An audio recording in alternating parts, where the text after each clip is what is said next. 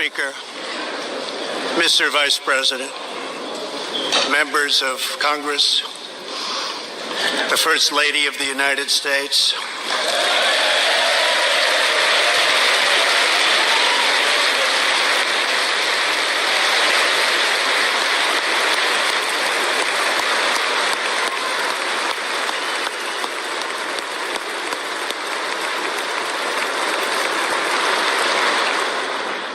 and my fellow Americans. We meet tonight at a moment of unlimited potential. As we begin a new Congress, I stand here ready to work with you to achieve historic breakthroughs for all Americans. Millions of our fellow citizens are watching us now gathered in this great chamber, hoping that we will govern not as two parties, but as one nation.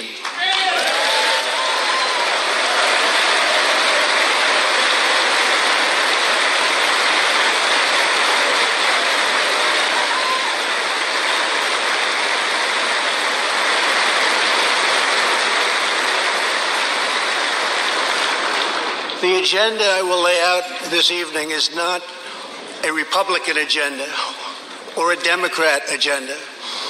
It's the agenda of the American people. Many of us have campaigned on the same core promises to defend American jobs and demand fair trade for American workers, to rebuild and revitalize our nation's infrastructure, to reduce the price of health care and prescription drugs, to create an immigration system that is safe, lawful, modern, and secure, and to pursue a foreign policy that puts America's interest first. There is a new opportunity in American politics if only we have the courage together to seize it.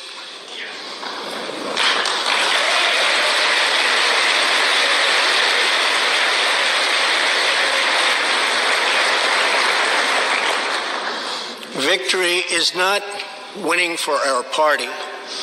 Victory is winning for our country.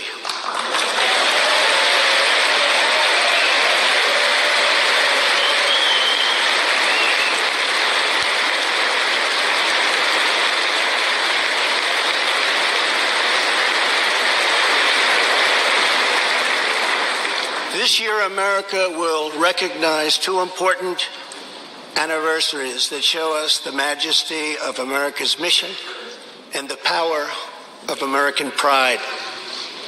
In June, we mark 75 years since the start of what General Dwight D. Eisenhower called the Great Crusade, the Allied liberation of Europe in World War II.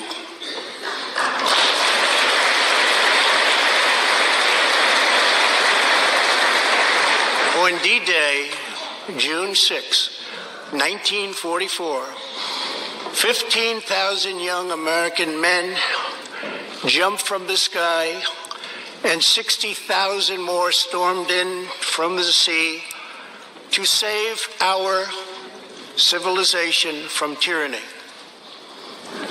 Here with us tonight are three of those incredible heroes. Private First Class Joseph Riley, Staff Sergeant Irving Locker, and Sergeant Herman Zaitchik. Please.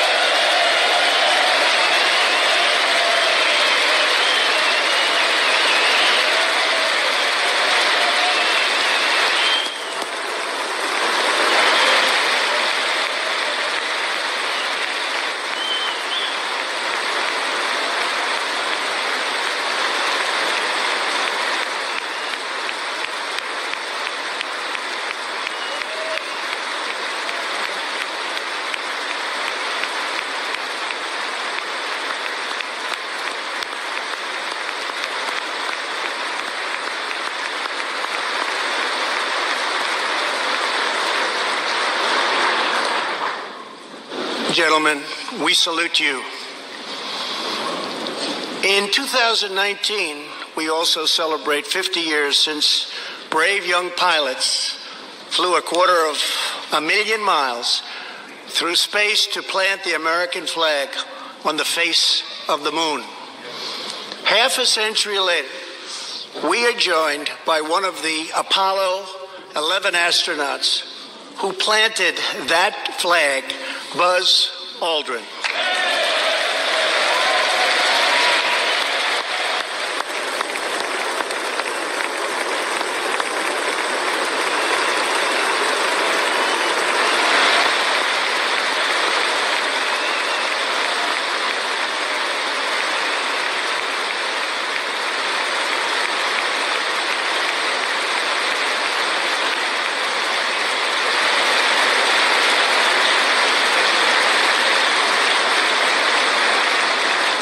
Thank you, Buzz. This year, American astronauts will go back to space on American rockets.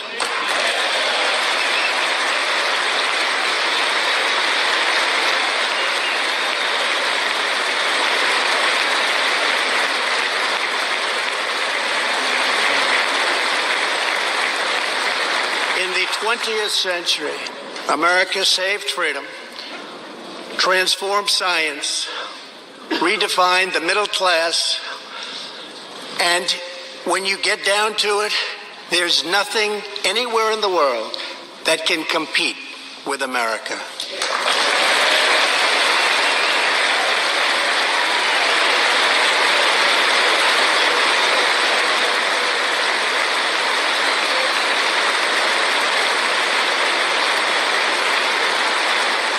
Now we must step boldly and bravely into the next chapter of this great American adventure. And we must create a new standard of living for the 21st century. An amazing quality of life for all of our citizens is within reach. We can make our communities safer, our families stronger, our culture richer, our faith deeper, and our middle class bigger and more prosperous than ever before.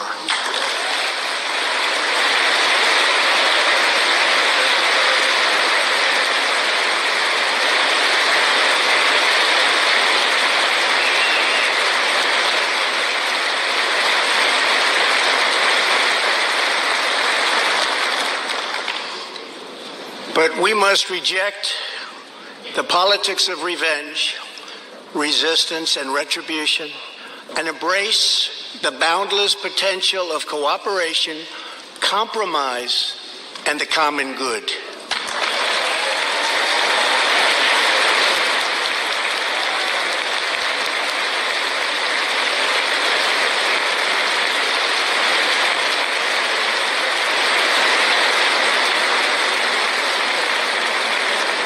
Together we can break decades of political stalemate. We can bridge old divisions, heal old wounds, build new coalitions, forge new solutions, and unlock the extraordinary promise of America's future. The decision is ours to make. We must choose between greatness or gridlock, results or resistance, vision or vengeance, incredible progress or pointless destruction. Tonight, I ask you to choose greatness.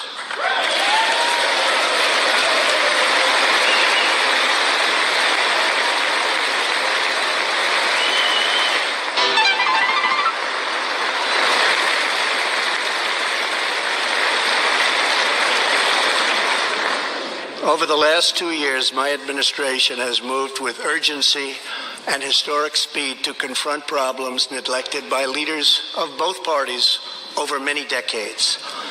In just over 2 years since the election, we have launched an unprecedented economic boom, a boom that has rarely been seen before. There's been nothing like it. We have created 5.3 million new jobs, and importantly added 600,000 new manufacturing jobs something which almost everyone said was impossible to do. But the fact is, we are just getting started.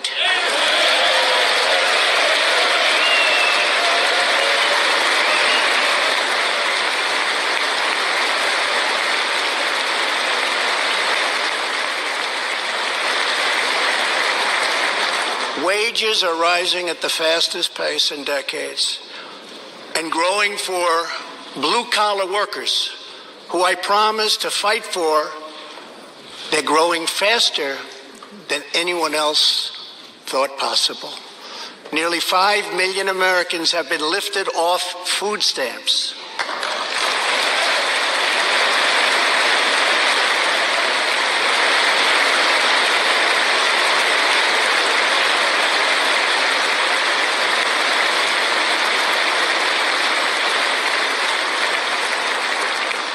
The U.S. economy is growing almost twice as fast today as when I took office, and we are considered far and away the hottest economy anywhere in the world, not even close.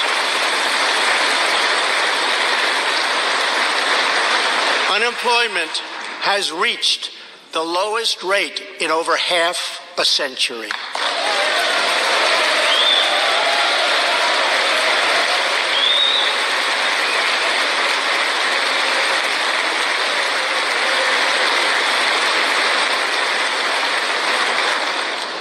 African American, Hispanic American, and Asian American unemployment have all reached their lowest levels ever recorded.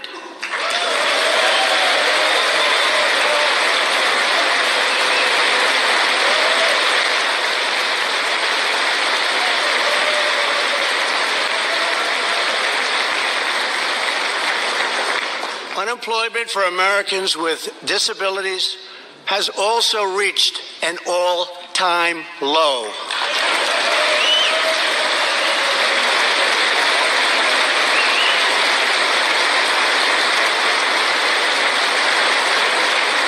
More people are working now than at any time in the history of our country. 157 million people at work.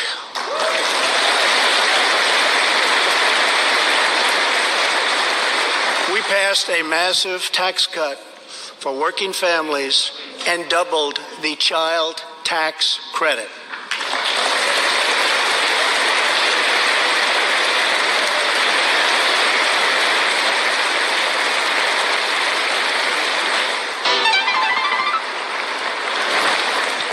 We virtually ended the estate tax, or death tax, as it is often called, on small businesses, for ranches, and also for family farms.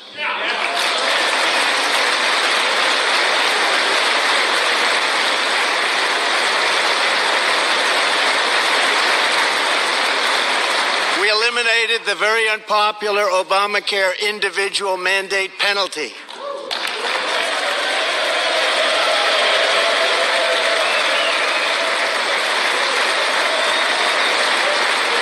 To give critically ill patients access to life-saving cures, we passed, very importantly, right to try.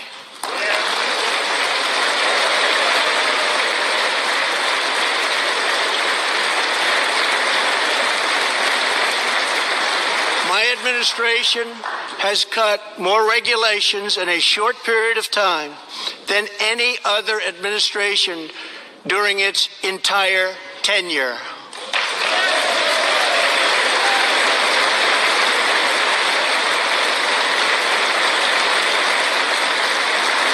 Companies are coming back to our country in large numbers, thanks to our historic reductions in taxes and regulations.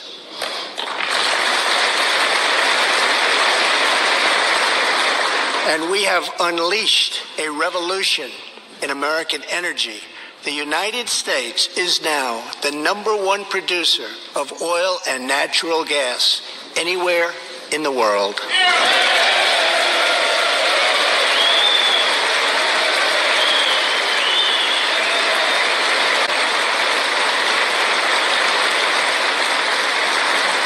Companies are coming back to our country in large numbers, thanks to our historic reductions in taxes and regulations.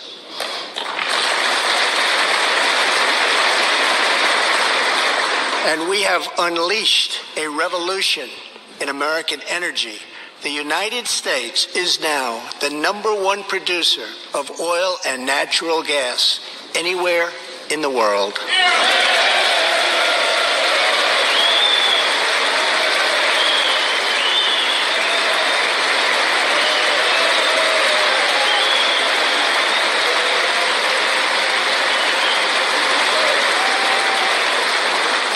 And now, for the first time in 65 years, we are a net exporter of energy.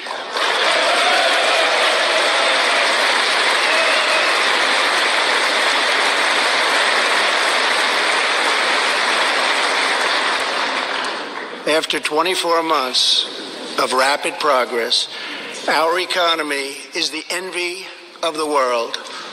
Our military is the most powerful on earth by far. And America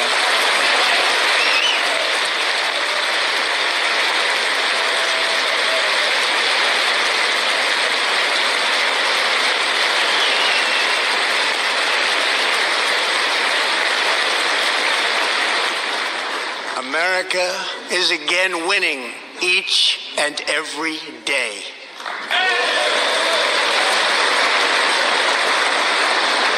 Members of Congress, the state of our union is strong.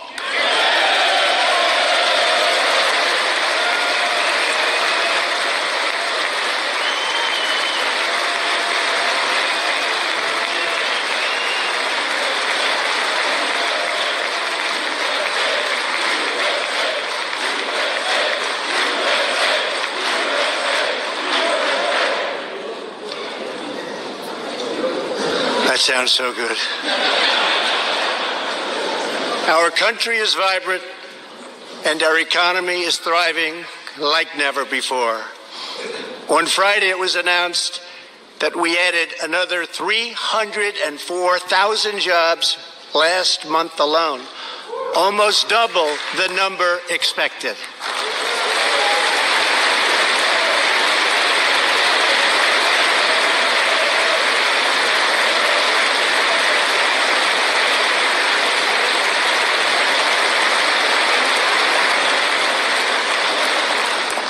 An economic miracle is taking place in the United States, and the only thing that can stop it are foolish wars, politics, or ridiculous partisan investigations.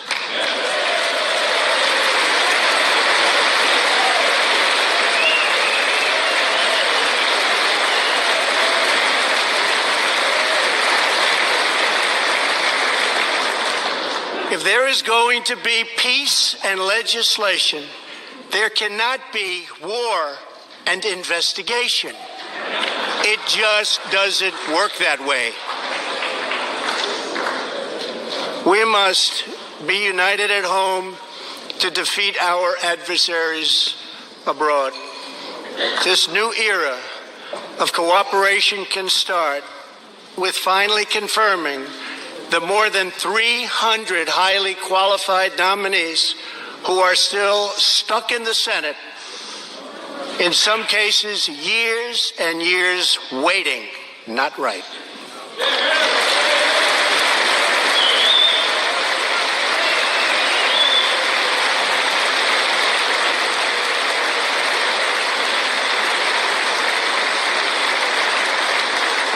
The Senate has failed to act on these nominations, which is unfair to the nominees and very unfair to our country. Now is the time for bipartisan action. Believe it or not, we have already proven that that's possible. In the last Congress, both parties came together to pass unprecedented legislation to confront the opioid crisis, a sweeping new farm bill, historic VA reforms, And after 4 decades of rejection, we passed VA accountability so that we can finally terminate those who mistreat our wonderful veterans.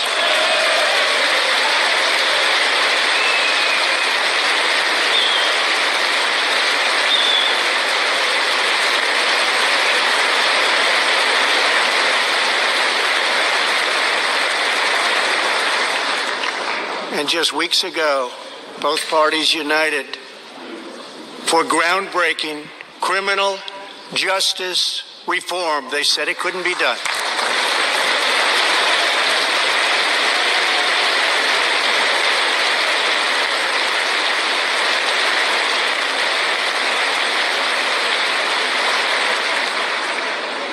Last year, I heard through friends the story of Alice Johnson. I was deeply moved. In 1997, Alice was sentenced to life in prison as a first-time nonviolent drug offender.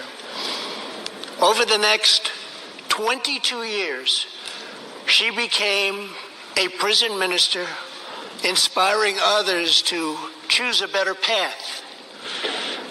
She had a big impact on that prison population and far beyond. Alice's story underscores the disparities and unfairness that can exist in criminal sentencing and the need to remedy this total injustice. She served almost that 22 years and had expected to be in prison for the remainder of her life. In June, I commuted Alice's sentence. When I saw Alice's beautiful family greet her at the prison gates, hugging and kissing and crying and laughing, I knew I did something right. Alice is with us tonight, and she is a terrific woman. Terrific. Alice, please.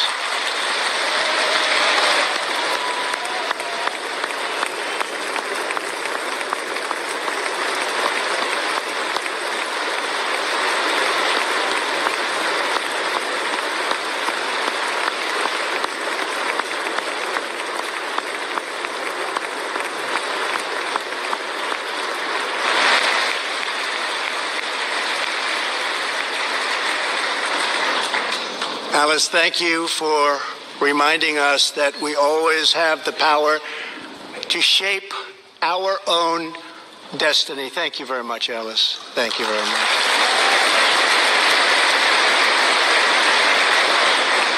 Inspired by stories like Alice's, my administration worked closely with members of both parties to sign the First Step Act into law. Big deal. It's a big deal.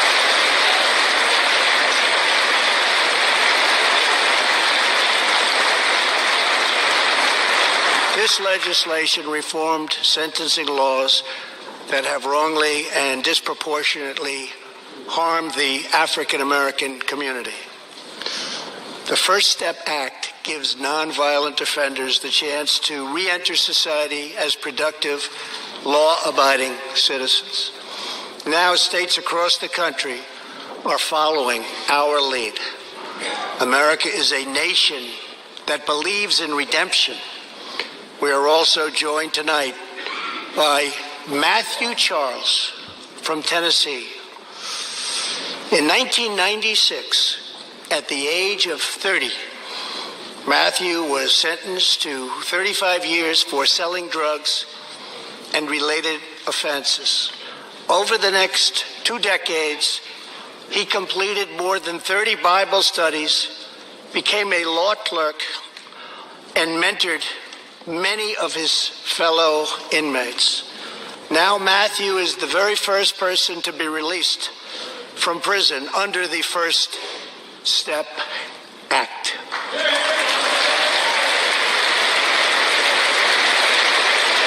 Matthew, please.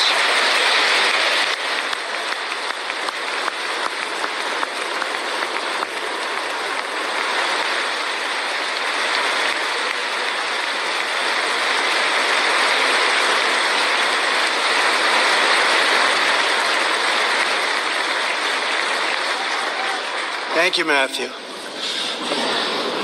Welcome home.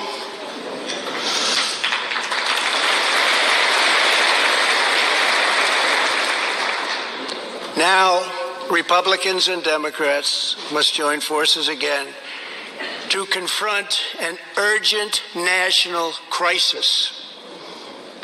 Congress has 10 days left to pass a bill that will fund our government, protect our homeland, and secure our very dangerous southern border. Now is the time for Congress to show the world that America is committed to ending illegal immigration and putting the ruthless coyotes, cartels, drug dealers, and human traffickers out of business.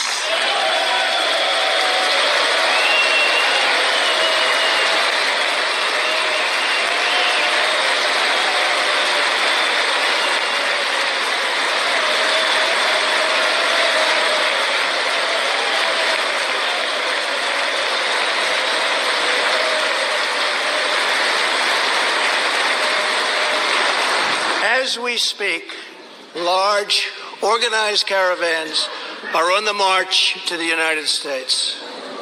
We have just heard that Mexican cities, in order to remove the illegal immigrants from their communities, are getting trucks and buses to bring them up to our country in areas where there is little border protection. I have ordered another 3,750 troops to our southern border to prepare for this tremendous onslaught. This is a moral issue. The lawless state of our southern border is a threat to the safety, security, and financial well-being of all America. We have a moral duty to create an immigration system that protects the lives and jobs of our citizens. This includes our obligation to the millions of immigrants living here today who followed the rules and respected our laws. Legal immigrants enrich our nation and strengthen our society in countless ways.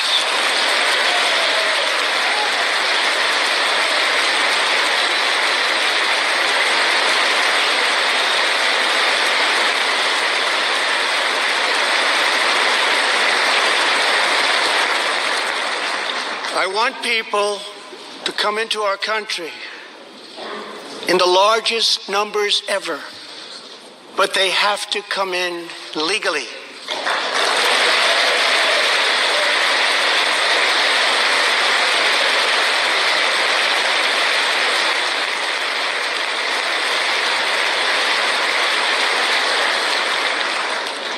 Tonight I am asking you to defend our very dangerous southern border out of love and devotion to our fellow citizens and to our country.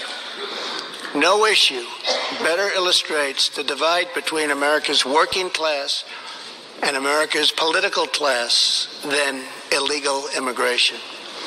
Wealthy politicians and donors push for open borders while living their lives behind walls and gates and guards.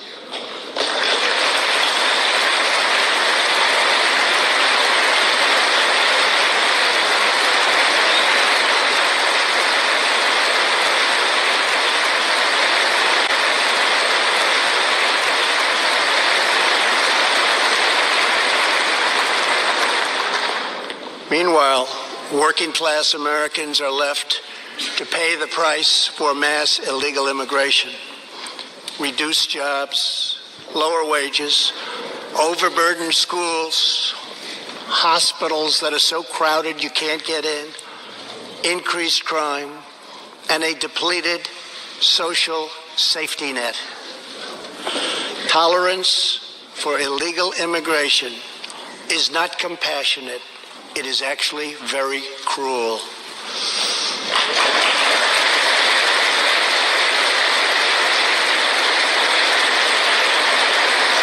One in 3 women is sexually assaulted on the long journey north.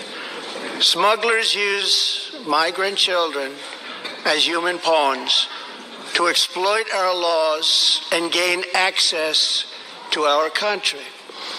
Human traffickers and sex traffickers take advantage of the wide open areas between our ports of entry to smuggle thousands of young girls and women into the United States and to sell them into prostitution and modern-day slavery.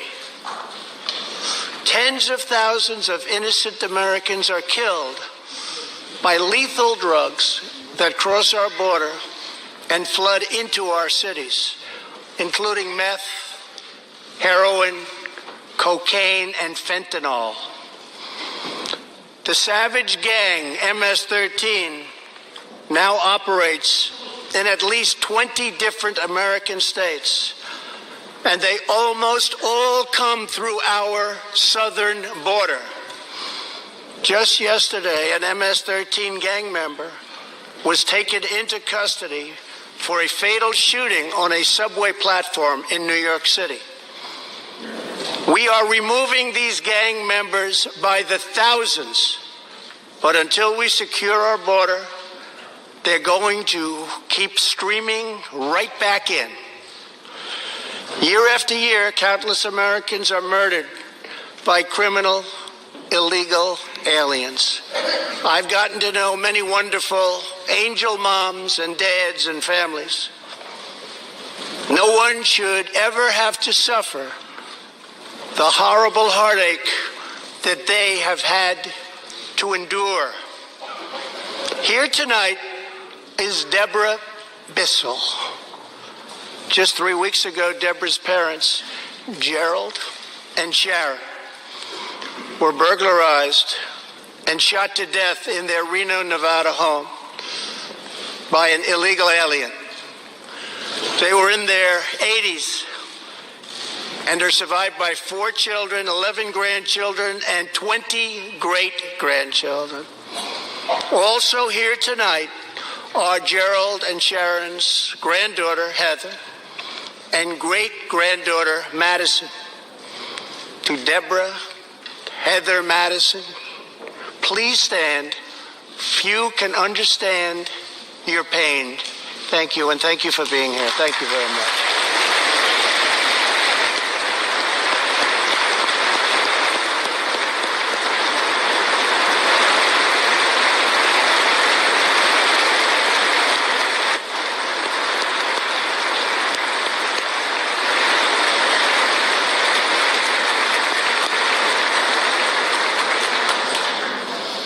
I will never forget, and I will fight for the memory of Gerald and Sharon, that it should never happen again. Not one more American life should be lost because our nation failed to control its very dangerous border. In the last 2 years, our brave ICE officers made 266,000 arrests of criminal aliens, including those charged or convicted of nearly 100,000 assaults, 30,000 sex crimes, and 4,000 killings or murders. We are joined tonight by one of those law enforcement heroes, ICE Special Agent Elvin Hernandez. When Elvin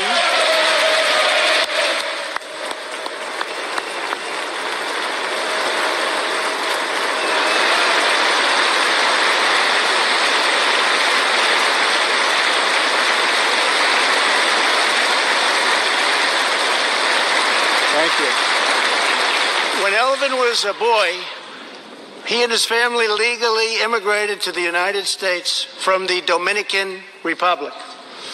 At the age of 8, Elvin told his dad he wanted to become a special agent. Today, he leads investigations into the scourge of international sex trafficking. Elvin says that if I can make sure these young girls get their justice, I've really done my job. Thanks to his work and that of his incredible colleagues, more than 300 women and girls have been rescued from the horror of this terrible situation. And more than 1,500 sadistic traffickers have been put behind bars.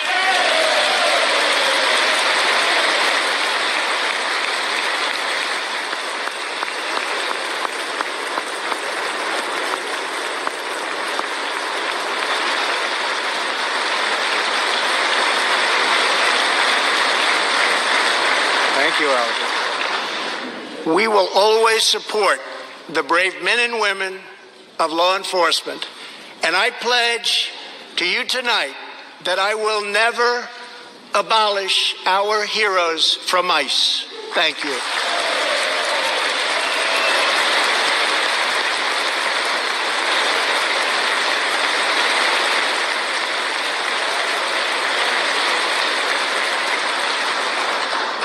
My administration has sent to Congress a common sense proposal to end the crisis on the southern border. It includes humanitarian assistance, more law enforcement, drug detection at our ports, closing loopholes that enable child smuggling, and plans for a new physical barrier or wall to secure the vast areas between our ports of entry. In the past, most of the people in this room voted for a wall, but the proper wall never got built. I will get it built.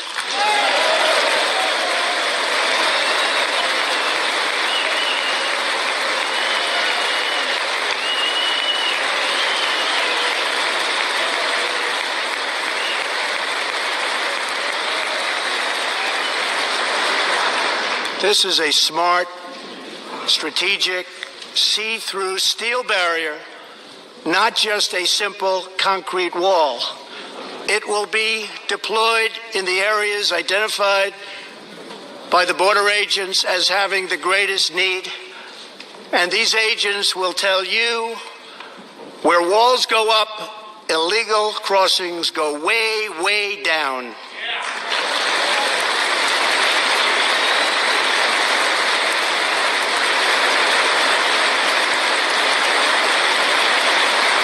Is identified by the border agents as having the greatest need, and these agents will tell you where walls go up, illegal crossings go way, way down.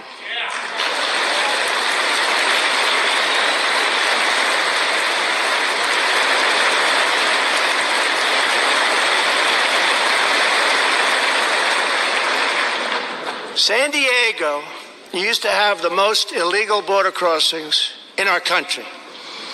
In response, a strong security wall was put in place. This powerful barrier almost completely ended illegal crossings.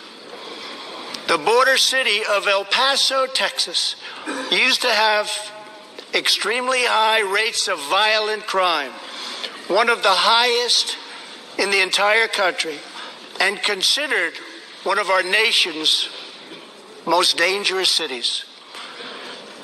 Now, immediately upon its building, with a powerful barrier in place, El Paso is one of the safest cities in our country. Simply put, walls work and walls save lives.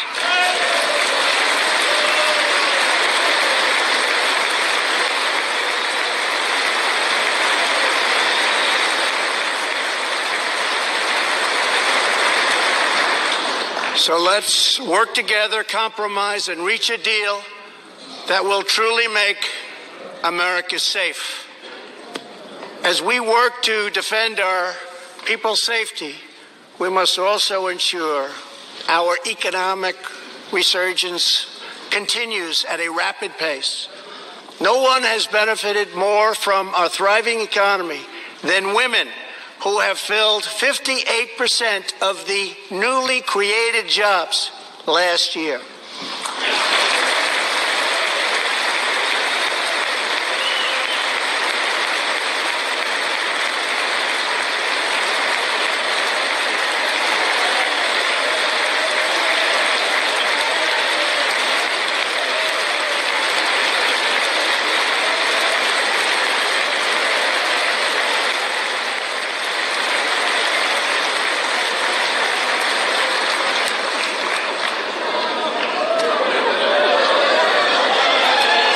Supposed to do that. Thank you very much. Thank you very much. All Americans can be proud that we have more women in the workforce than ever before.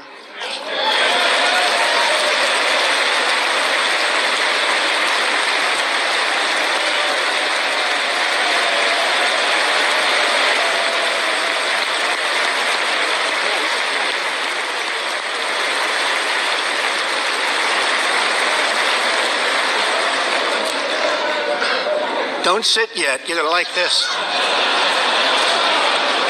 And exactly 1 century after Congress passed the constitutional amendment giving women the right to vote, we also have more women serving in Congress than at any time before.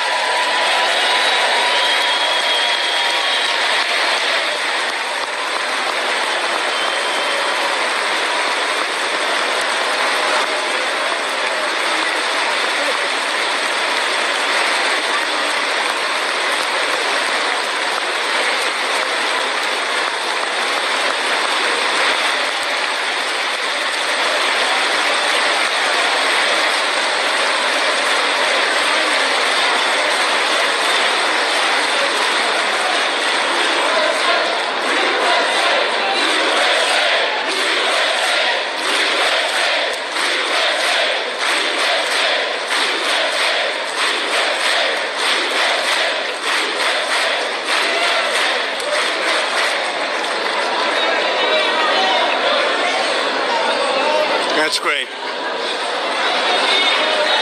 Really great. And congratulations. That's great. As part of our commitment to improving opportunity for women everywhere, this Thursday, we are launching the first ever government-wide initiative focused on economic empowerment for women in developing countries. To build on... Thank you. On our incredible economic success, one priority is paramount: reversing decades of calamitous trade policies. So bad. We are now making it clear to China that after years of targeting our industries and stealing our intellectual property, the theft of American jobs and wealth has come to an end.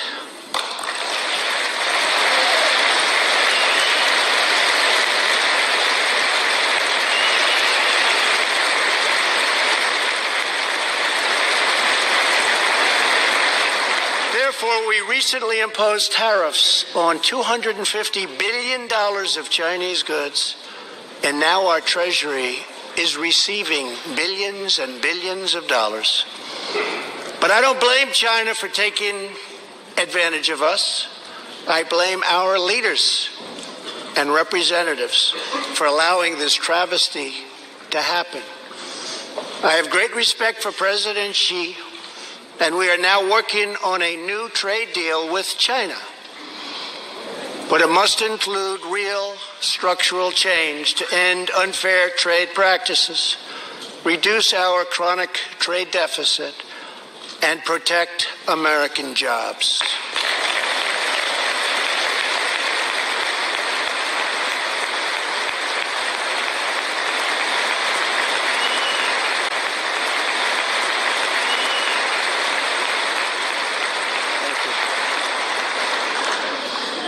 Another historic trade blunder was the catastrophe known as NAFTA.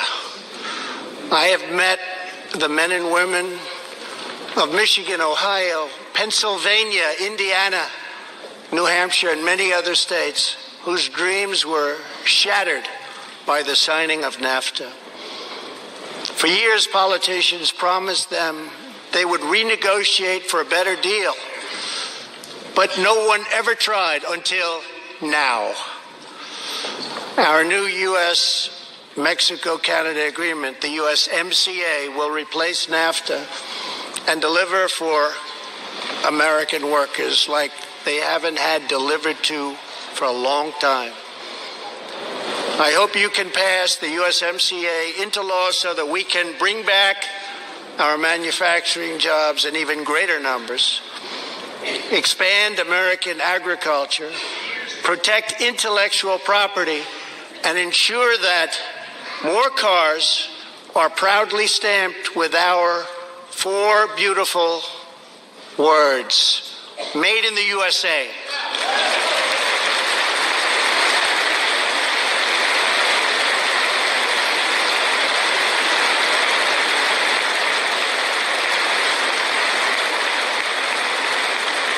Tonight, I am also asking you to pass the United States Reciprocal Trade Act so that if another country places an unfair tariff on an American product, we can charge them the exact same tariff on the exact same product that they sell to us.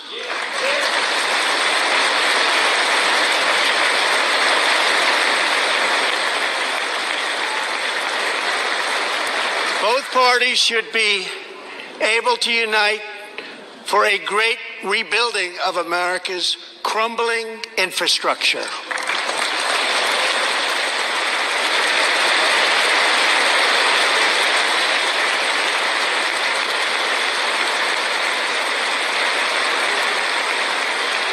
I know that Congress is eager to pass an infrastructure bill, and I am eager to work with you on legislation to deliver new and important infrastructure investment, including investments in the cutting-edge industries of the future.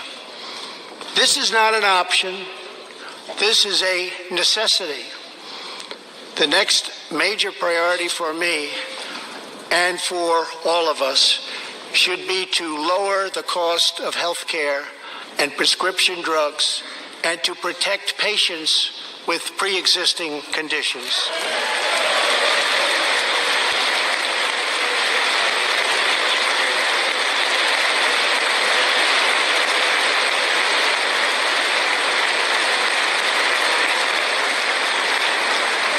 Already as a result of my administration's efforts in 2018, drug prices experienced their single largest decline in 46 years.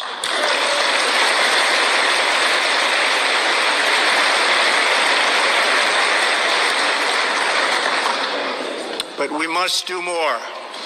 It's unacceptable that Americans pay vastly more than people in other countries for the exact same drugs, often made in the exact same place. This is wrong. This is unfair. And together, we will stop it. And we'll stop it fast.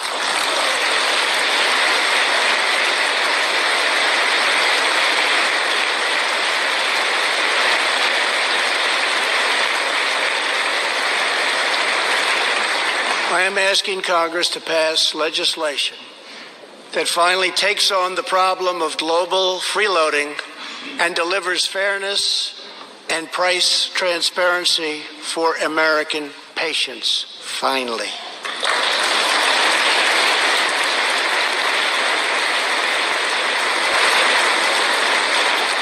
We should also require drug companies, insurance companies, and hospitals to disclose real prices to foster competition and bring costs way down.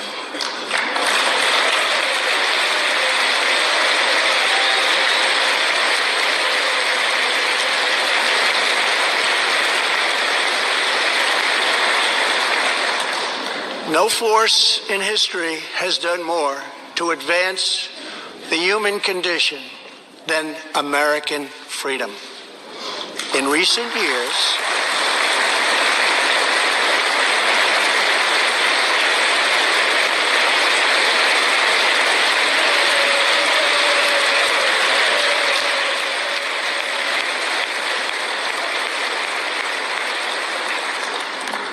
years, we have made remarkable progress in the fight against HIV and AIDS. Scientific breakthroughs have brought a once distant dream within reach. My budget will ask Democrats and Republicans to make the needed commitment to eliminate the HIV epidemic in the United States within 10 years. We have made incredible strides, incredible.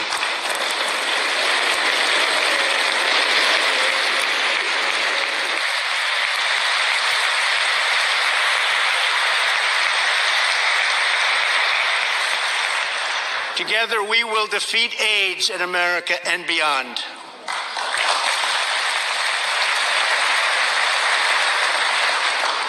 Tonight, I am also asking you to join me in another fight that all Americans can get behind, the fight against childhood cancer.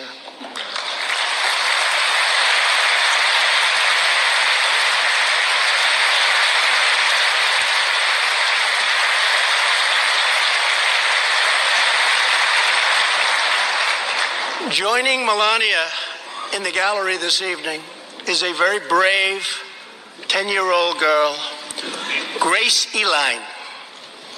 Every birthday,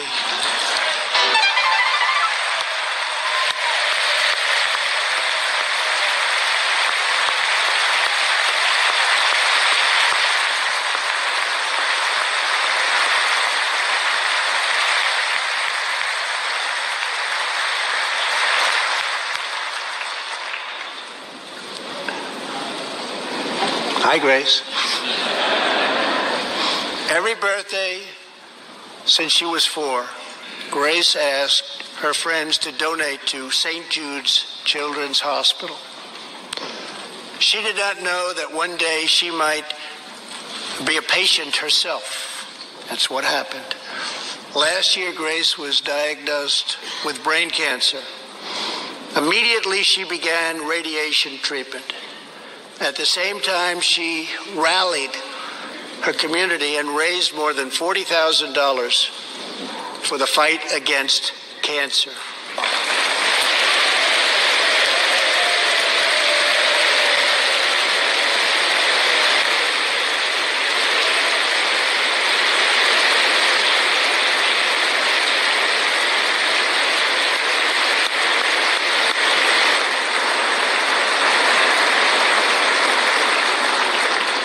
When Grace completed treatment last fall, her doctors and nurses cheered. They loved her. They still love her. With tears in their eyes as she hung up a poster that read, "Last day of chemo."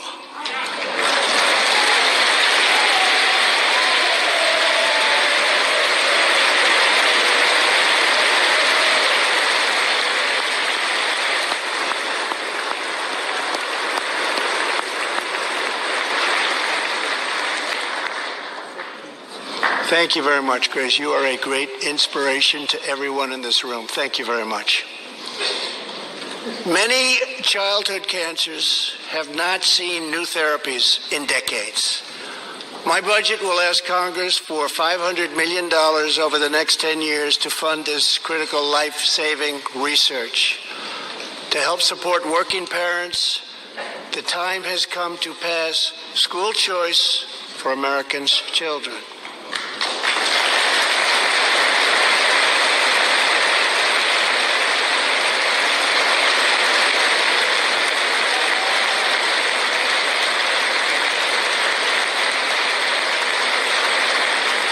I am also proud to be the first president to include in my budget a plan for nationwide paid family leave so that every new parent has the chance to bond with their newborn child.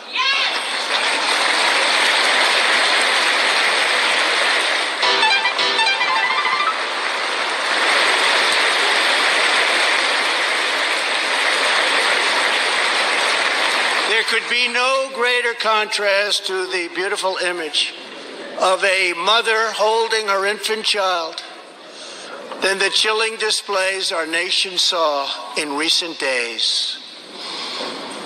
Lawmakers in New York cheered with delight upon the passage of legislation that would allow a baby to be ripped from the mother's womb moments from birth. These are living, feeling, beautiful babies who will never get the chance to share their love and their dreams with the world. And then we had the case of the governor of Virginia, where he stated he would execute a baby after birth. To defend the dignity of every person, I am asking Congress to pass legislation to prohibit the late-term abortion of children who can feel pain in the mother's womb.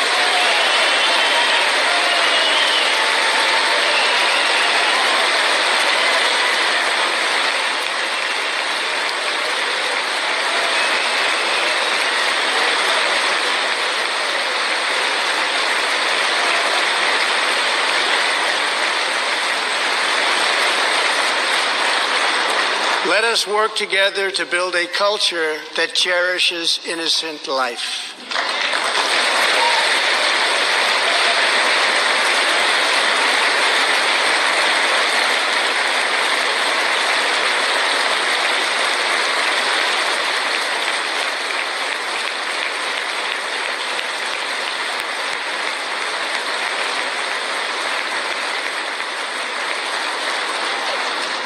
And let us reaffirm a fundamental truth. All children, born and unborn, are made in the holy image of God. The final part of my agenda is to protect American security. Over the last 2 years, we have begun to fully rebuild the United States military with $700 billion last year and $716 billion this year. We are also getting other nations to pay their fair share. Finally.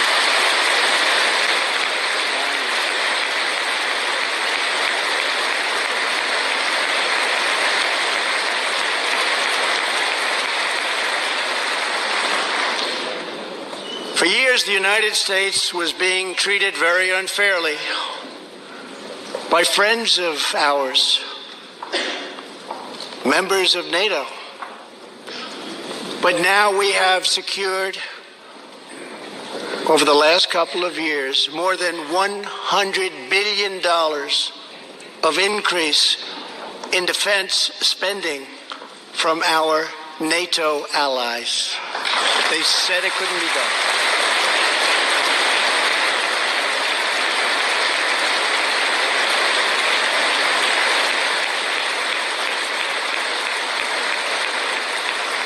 As part of our military buildup, the United States is developing a state-of-the-art missile defense system. Under my administration, we will never apologize for advancing America's interests. For example, decades ago, the United States entered into a treaty with Russia in which we agreed to limit and reduce our missile capability. While we followed the agreement and the rules to the capability. While we followed the agreement and the rules to the letter, Russia repeatedly violated its terms. It's been going on for many years. That is why I announced that the United States is officially withdrawing from the Intermediate Range Nuclear Forces Treaty, or INF Treaty. Perhaps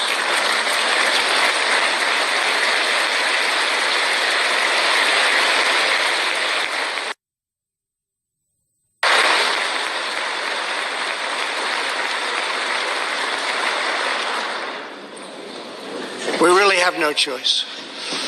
Perhaps we can negotiate a different agreement, adding China and others, or perhaps we can't, in which case we will outspend and out-innovate all others by far.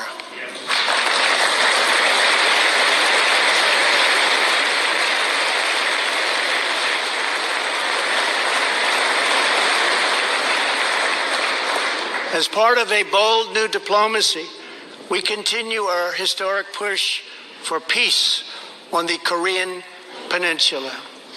Our hostages have come home. Nuclear testing has stopped, and there has not been a missile launch in more than 15 months. If I had not been elected President of the United States, we would right now, in my opinion, be in a major war with North Korea.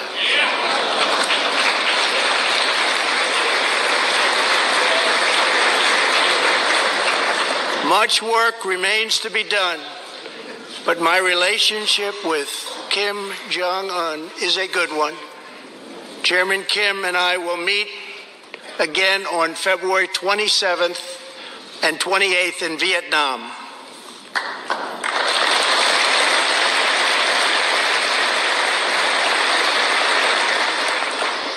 Two weeks ago, the United States officially recognized the legitimate government of Venezuela and its new president, Juan Guaido.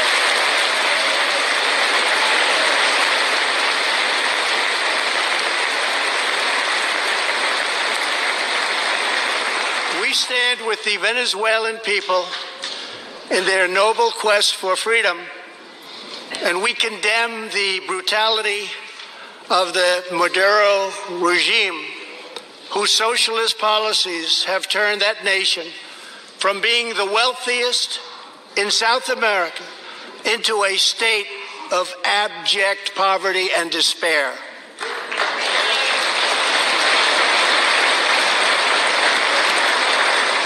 Here in the United States, we are alarmed by the new calls to adopt socialism in our country.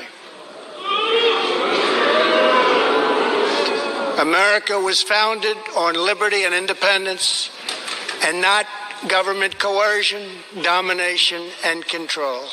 We are born free, and we will stay free.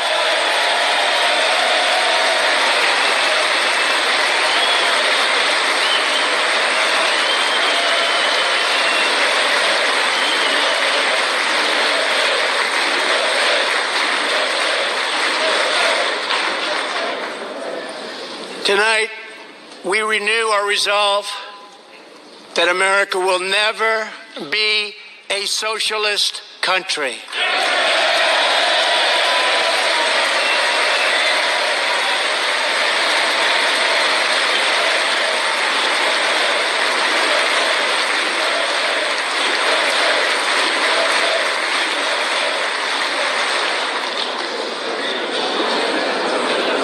One of the most complex set of challenges we face and have for many years is in the Middle East.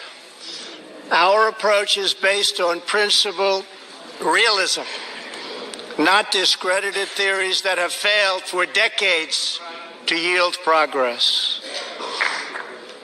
For this reason, my administration recognized the true capital of Israel and proudly opened the American Embassy in Jerusalem.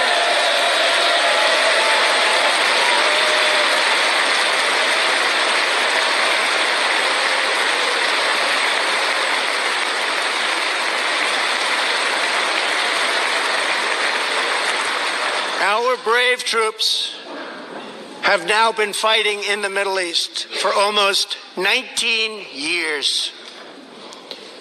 In Afghanistan and Iraq, Nearly 7,000 American heroes have given their lives. More than 52,000 Americans have been badly wounded. We have spent more than $7 trillion in fighting wars in the Middle East. As a candidate for president, I loudly pledged a new approach.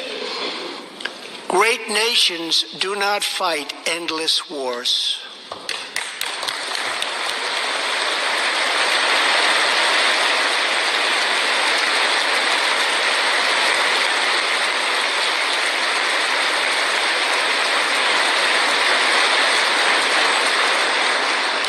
When I took office, ISIS controlled more than 20,000 square miles in Iraq and Syria just 2 years ago. Today we have liberated virtually all of the territory from the grip of these bloodthirsty monsters.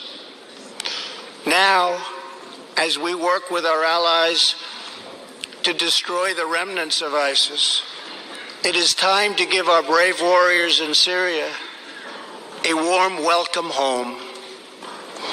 I have also accelerated our negotiations to reach, if possible, a political settlement in Afghanistan. The opposing side is also very happy to be negotiating. Our troops have fought with unmatched valor, and thanks to their bravery, we are now able to pursue a possible political solution to this long and bloody conflict.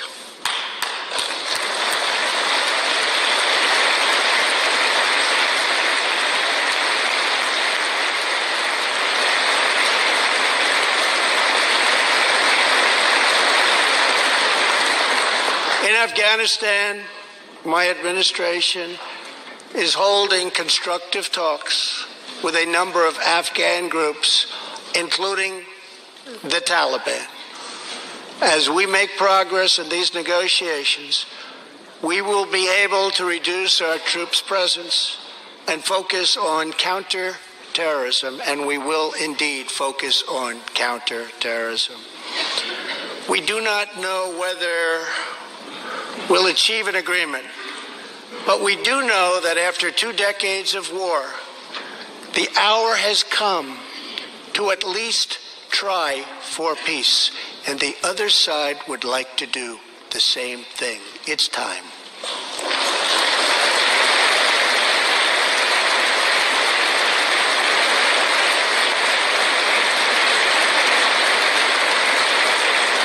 Above all, friend and foe alike must never doubt this nation's power and will to defend our people.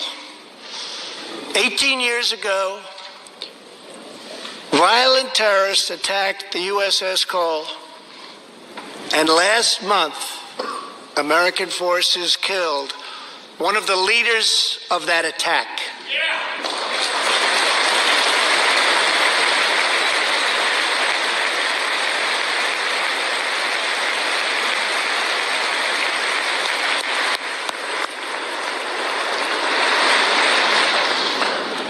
We are honored to be joined tonight by Tom Wibberley, whose son, Navy seaman Craig Wibberley, was one of the 17 sailors we tragically lost. Tom, we vow to always remember the heroes of the USS Cole. Thank you, Tom.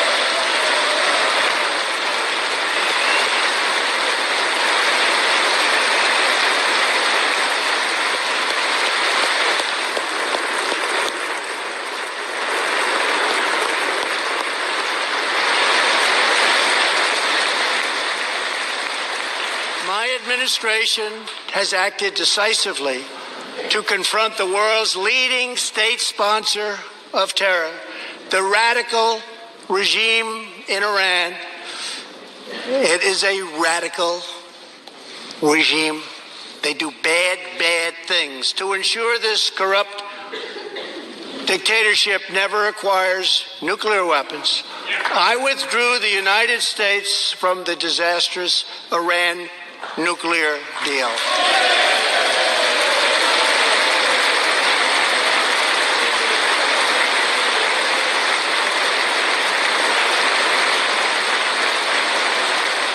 And last fall, we put in place the toughest sanctions ever imposed by us on a country. We will not avert our eyes from a regime that chants death to America and threatens genocide against the Jewish people.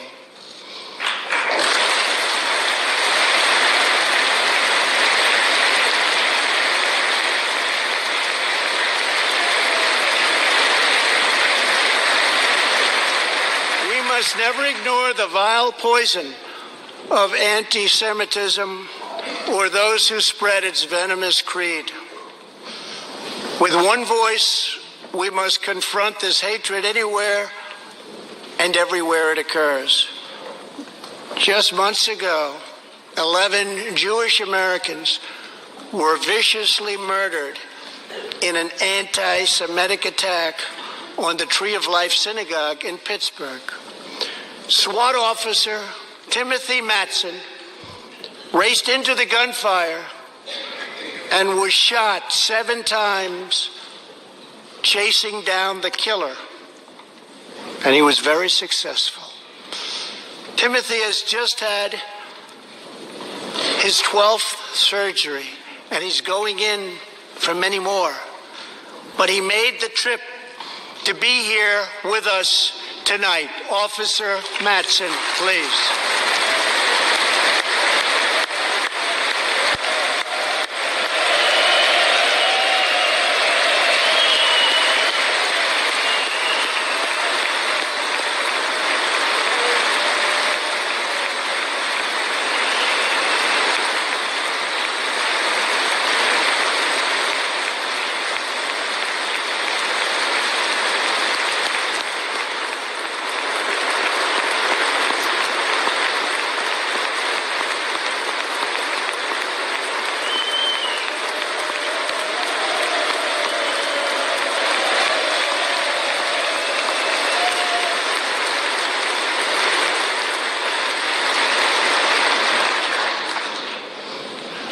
Thank you. We are forever grateful. Thank you very much. Tonight, we are also joined by Pittsburgh survivor, Judah Samet. He arrived at the synagogue as the massacre began. But not only did Judah narrowly escape death last fall, more than 7 decades ago, he narrowly survived the Nazi concentration camps.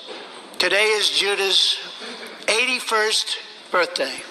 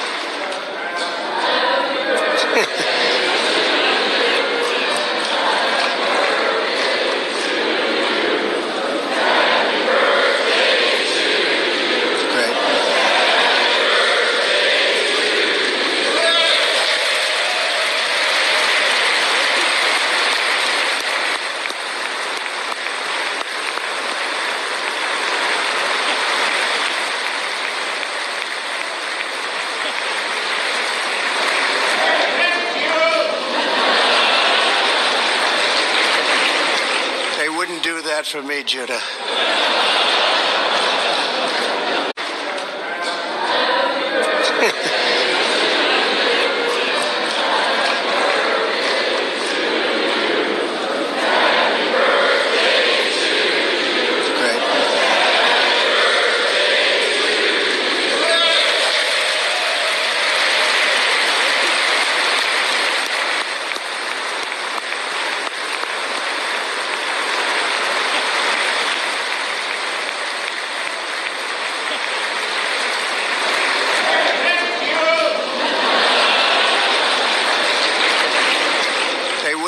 that from me, Judah.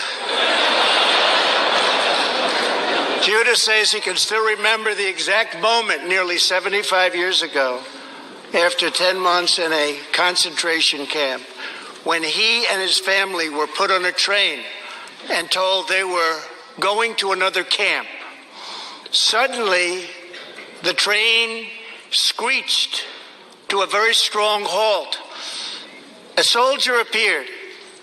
Judah's family braced for the absolute worst. Then his father cried out with joy, "It's the Americans, it's the Americans."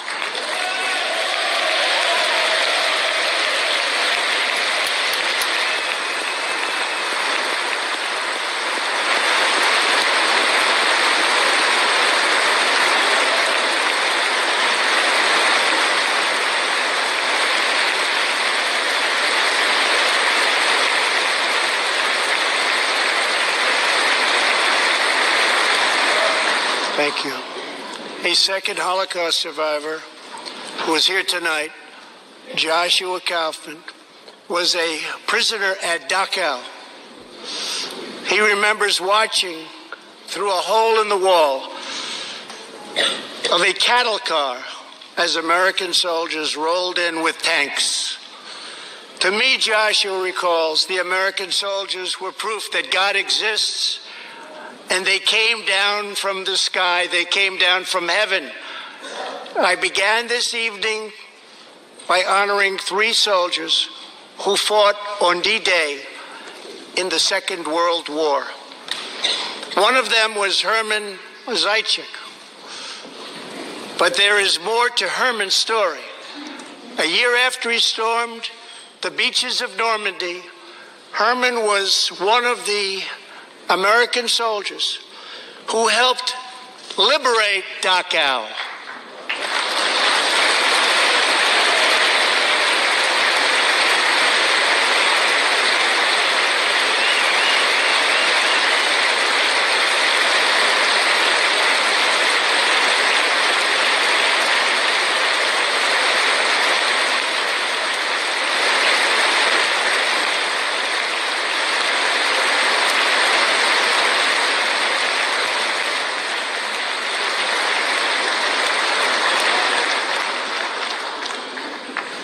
He was one of the Americans who helped rescue Joshua from that hell on earth.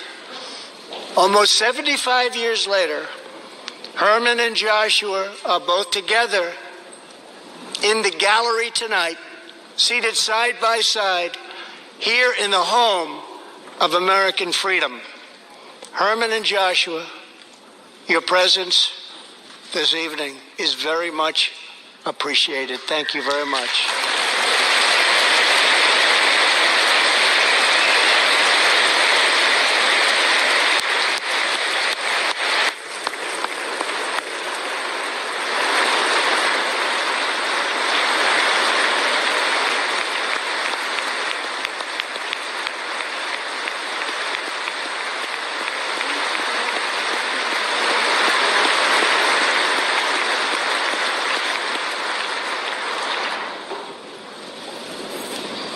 Thank you. When American soldiers set out beneath the dark skies over the English Channel in the early hours of D-Day 1944, they were just young men of 18 and 19 hurtling on fragile landing craft toward the most momentous battle in the history of war. They did not know if they would survive the hour.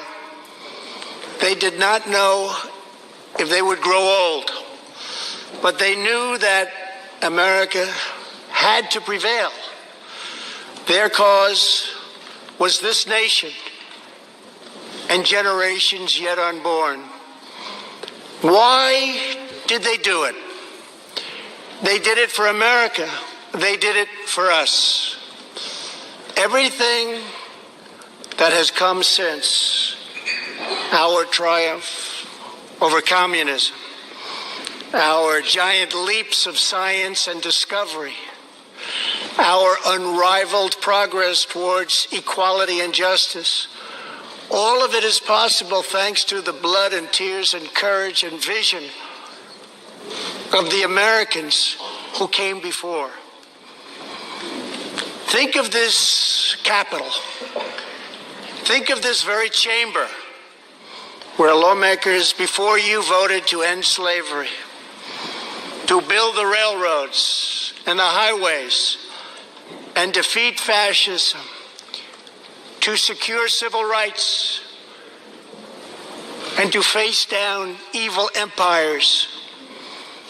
Here tonight, we have legislators from across this magnificent republic. You have come from the rocky shores of Maine and the volcanic peaks of Hawaii, from the snowy woods of Wisconsin and the red deserts of Arizona, from the green farms of Kentucky and the golden beaches of California. Together we represent the most extraordinary nation in all of history. What will we do with this moment? How will we be remembered? I ask the men and women of this Congress, look at the opportunities before us. Our most thrilling achievements are still ahead. Our most exciting journeys still await. Our biggest victories are still to come. We have not yet begun to dream. We must choose whether we are defined by our differences or whether we dare to transcend them. We must choose whether we squander our great inheritance or whether we proudly declare that we are Americans. We do the incredible. We defy the impossible. We conquer the unknown. This is the time to reignite the American imagination. This is the time to search for the tallest summit and set our sights on the brightest star. This is the time to rekindle the bonds of love and loyalty and memory that link us together as citizens, as neighbors, as patriots. This is our future, our fate, and our choice to make. I am asking you to choose greatness. No matter the trials we face, no matter the challenges to come, we must go forward together. We must keep America first in our hearts. We must keep freedom alive in our souls. And we must always keep faith